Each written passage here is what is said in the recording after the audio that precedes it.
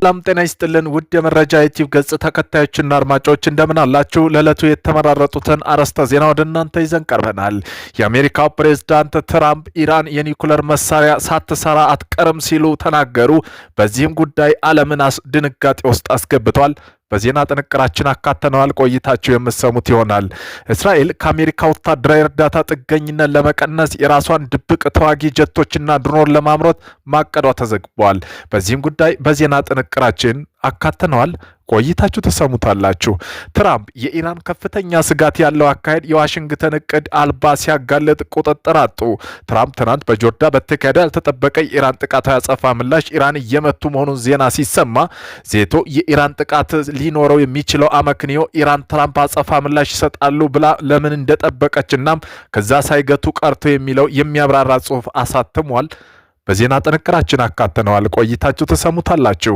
ኢራን የአሜሪካ ጥቃት እስካላቆመች ድረስ አጸፋዊ ወታደራዊ እርምጃ እንደምታቆም ማስታወቋን ተከትሎ የዓለም የነዳጅ ዋጋ በከፍተኛ ሁኔታ አሽቆልቁሏል። በዜና ጥንቅራችን አካተናል። ቆይታችሁ የምትሰሙት ይሆናል። እነዚህን የመሳሰሉ አርዕስተ ዜና ወደ እናንተ ይዘን ቀርበናል። ቤተሰብ ለመሆን ላይክ፣ ሸር፣ ሰብስክራይብ ማድረገውን እንዳይረሱ። ወደ መጀመሪያው የዜና ጥንቅራችን ስናልፍ ኢራን ኒውክሌር መሳሪያ መስራቷን ትራምፕ አመኑ። ትራምፕ ኔታንያሁ ኢራን የኒውክሌር ጦር መሳሪያ ለመስራት አንድ ሳምንት ብቻ እንደቀራት ስላስጠነቀቁ ጦርነት የማይቀር ነው ሲሉ ተከራክረዋል። በዚያ አንድ ሰዓት በኋላ የኢራን የውጭ ጉዳይ ሚኒስተር ሰይድ አባስ አራግቺ ሙሉ ክርክር በቀጥታ የሚያቋርጥ ጥያቄ በማቅረብ ምላሽ ሰጥተዋል። ይህም ምላሹ ሰሜን ኮሪያ የኒውክሌር ጦር መሳሪያ አሏት፣ ፓኪስታን አሏት፣ ሩሲያ አሏት፣ ቻይና አሏት። ሆኖም እነዚህ የጦር መሳሪያ መኖር ዩናይትድ ስቴትስ ወደ ጦርነት አላመራትም። ታዲያ አራግቺ ኔታንያሁ አንድ ሰው ኢራን አንድ ሳምንት በኋላ እንደሆነች የሚነግርላት ይገባኛል ጥያቄ አውዳሚ የሆነ ወታደራዊ ግጭት ለማስነሳት በቂ የሆነው ለምንድን ነው ይላሉ። ለዚህ ህዝቡ መልሱም ሊሰጥ የሚገባው ጥያቄ ነው። ጦርነቶች በድራማዊ ማስጠንቀቂያዎችና በፖለቲካ ጫና ወይም በተናጠል ያልተረጋገጡ የስለላ ጥያቄ ምክንያት መጀመር የለባቸውም ሲሉ ገልጸዋል። ታሪክ በፍርሃትና በተከራከሩ መረጃ ላይ ተመስርቶ ጦርነት መጀመር አስከፊ ውጤት አስቀድሞ አሳይቷል ብለዋል። አራግቺ ረጅም ንግግር አላስፈለገውም። በቀላሉ በሎጂስቲክ ውስጥ ያለ ተቃርኖ አጋለጡ።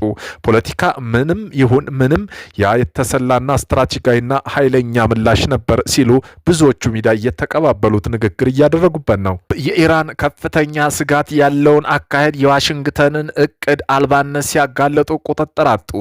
ይህ የሆነው ትራምፕ በጆርዳን በተካሄደው ያልተጠበቀ ኢራን ጥቃት ያጸፋዊ ምላሽ ኢራንን እየመቱ መሆኑን ዜና ሲሰማ ዜቶ የኢራን ጥቃት ሊኖረው የሚችለው አመክንዮ ኢራን ትራምፕ ያጸፋ ምላሽ ይሰጣሉ ብላ ለምን እንደጠበቀችና ከዚህም ሳይገቱ ቀርተዋል የሚለው የሚያብራራ ጽሑፍ አሳትሟል። እንደ ትሪዮትና ኩዌስ ኢንስቲትዩት ገለጻ ከሆነ ኢራን የትራምፕ ቁርጠኝነትን እየፈተሸች ነው በሚል ዋነኛ ግምገማዎች ባለፈም ቴህራንም የምታደርገው ጥልቅና እጅግ አደገኛ የሆነ ስሌት አለ። ይህ ሰላም ሊመጣ የሚችለው በቀጥታ ከስምነት ጋር መነጋገር ሳይሆን መጀመሪያ ትራምፕ ምን አይነት እውነተኛ ወታደራዊ አማራጭ እንደሌላቸው በማሳመን የሚለው የኢራን እምነት ጋር የተያያዘ ነው። ከዚያም በኋላ ብቻ ነው ለዲፕሎማሲ ሙሉ በሙሉ ራሱን የሚሰጠው። ይህ እጅግ አደገኛ ስትራቴጂካዊ መሆኑን አያጠራጠርም። ወታደራዊ መባባስ የሚያስከትለው ከፍተኛ ወጪ ለማሳየት ዲፕሎማሲ ማስገደድን ይፈልጋል። ሆኖም በሌላ በኩል ለመከላከል የታሰበውን ግጭት ራሱ የመመከትና እድሉን ከፍ ያደርገዋል። ነገር ግን ከነዚህ አደጋ ለመውጣት አሁንም ጠባብ መንገድ ያለ። ይህ በእንዲህ እንዳለ የኤምባሲው ኒውስ ዘገባ እንደሚያመለክተው ከሆነ ትራምፕ የደህንነት ስብሰባ ላይ ያሉ በቁጣ ፈነዱ የቀረቡላቸው ወታደራዊ አማራጮችና ከኢራን ጋር ስምምነት ለመድረስ የታየውን የእርገት ጦት በመቃወም እየተቆጡና እየረገጡ መጮህ ጀመሩ። አንድ የአሜሪካ ባለስልጣን አያይዘውም ከዚህ ሁሉ ጊዜ በኋላ ውስጥ አንድነትም የለ ሲሉም አስተዳደሩ ግልጽ የፖሊሲ መመሪያ ወይም ይህን ጉዳይ ወዴት እያመራ እንደሆነ ውሳኔ ሳይኖረው ስትራቴጂካዊ ሽንፈት እያጋጠመ ነው ሲሉ አክለዋል። ለትራምፕ ቅርብ የሆነ አንድ አጋር ደግሞ ፕሬዝዳንቱ በጣም ተበሳይቷል፣ እንዲሁም ዘመቻው ምን ያህል እንደሚቀጥል ወይ ምን ማድረግ እንዳለባቸው የሚያሳይ እውነተኛ ስትራቴጂ አልነበረም ብለዋል። አሜሪካ ጥቃቷን እስካቆመች ድረስ አጸፋዊ ወታደራዊ እርምጃዎችን እንደምታቆም ማስታወቋን ተከትሎ የዓለም የነዳጅ ዋጋ ከፍተኛ ሁኔታ አሽቆለቆለ። የዓለም አቀፍ የብሬንት ድፍድፍ ነዳጅ ዋጋ 5% ማሽቆልቆሉን በርሜል $91.7 የገባ ሲሆን አሜሪካ WTI በተመሳሳይ ወደ $84.6 ወርዷል። ይህ መርከብ ላለፉት 2 ሳምንታት እያሻቀበ የመጣ የጦርነት ስጋት በተወሰነ መልኩ አቃሎታል። የዚህ ጊዜያዊ የተኩስ አቁም መነሻ ግን በአሜሪካ መንግስት በኩል እርስ በርሱ የሚጋጩ ትርክት እንዲፈጠር አድርጓል።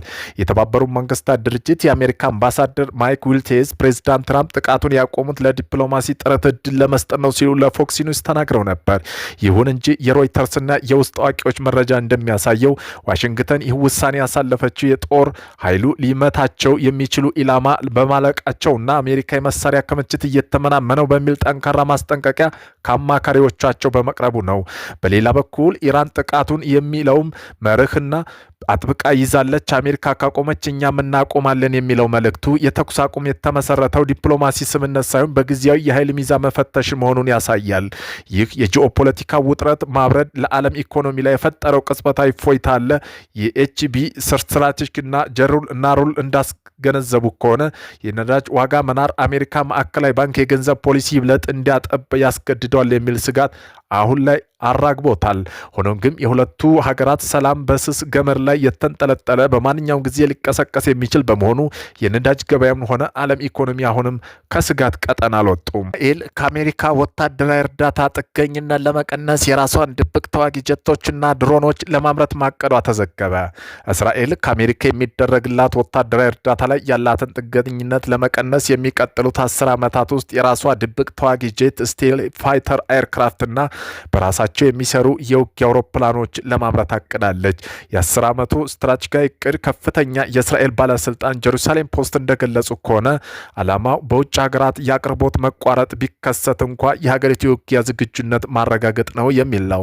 የሚቀጥሉት 10 ዓመታት ውስጥ እስራኤል የራሷ የላቀ ስቴል ቤዝ ተዋጊ ጀትን ማምረት እንደምትጀምር ይጠበቃል።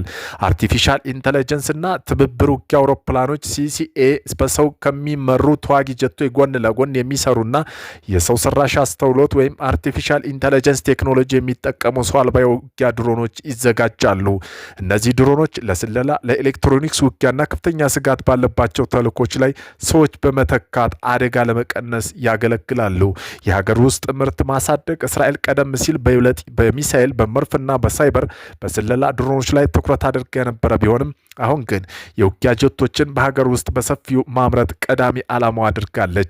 የታሪክ ዳራው እስራኤል በ1980ዎቹ ከፈር ላቨር የተባሉ የውጊያ ጀቶች አበልጽጋ የነበረ ቢሆንም ላቪ ፕሮጀክት በበጀት እጥረትና ከአሜሪካ በደረሰው ፖለቲካ ጫና ምክንያት በ1987 ተቋርጦ ነበር።